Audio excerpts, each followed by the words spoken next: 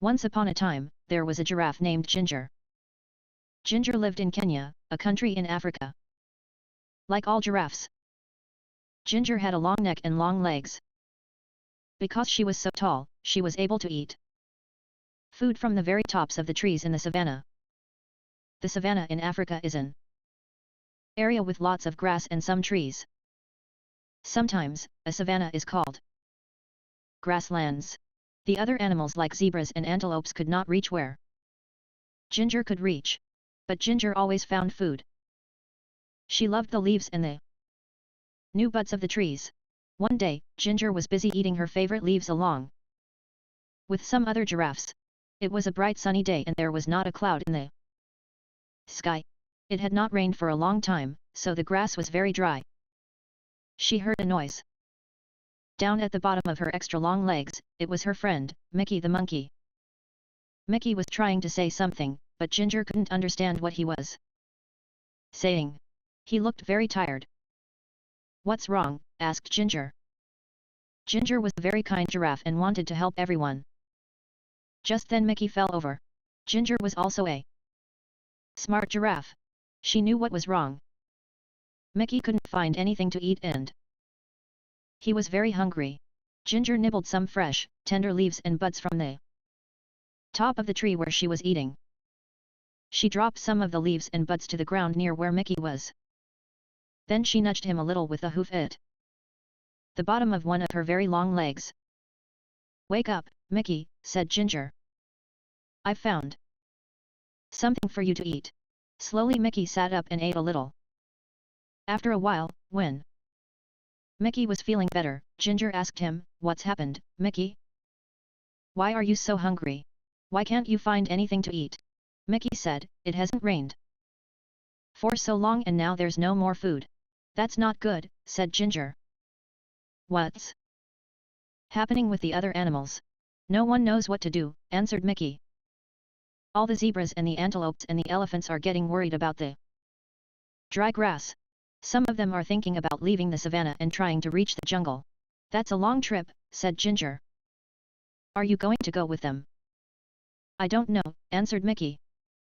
"What do you think we should do?" Ginger thought for a while and then suddenly, she had a good idea. "We should go talk to Leo the lion. He is the smartest animal in the savannah." Mickey was too tired to walk, so Ginger invited him to ride on her back. "Hold on tight to my neck," said Ginger. "There's a lot to hold on to," joked Mickey. Ginger laughed. "You're right. I've got the longest neck in Africa." So they started their journey across to the other side of the savannah to look for Leo. Ginger and Mickey were in luck. Leo was sitting up on a rock and he was really easy to see as they walked through the grass. "Hi, Leo," they both shouted. Leo had been napping and was a little grumpy when they woke him up. But he was polite and said, "Hello Ginger and Mickey. Why did you walk the whole way across the savannah? Just to wake me up?" But he was joking, he had a smile on his face. "Mickey says that there is no food left on the savannah because it's been so dry," said Ginger. "Do you have any ideas?" Leo thought for a while. He said, "There's nothing we can do about the rain. It will come soon, but we can't be sure when it will arrive. When the rain comes, all the plants will grow again and there will be lots of food for everybody." He thought a little longer. "The only thing I can think of is for everyone to move closer to the forest," he continued. "There will be more things to eat there, but I know it's a long trip and it will not be very easy. It might take days to get there."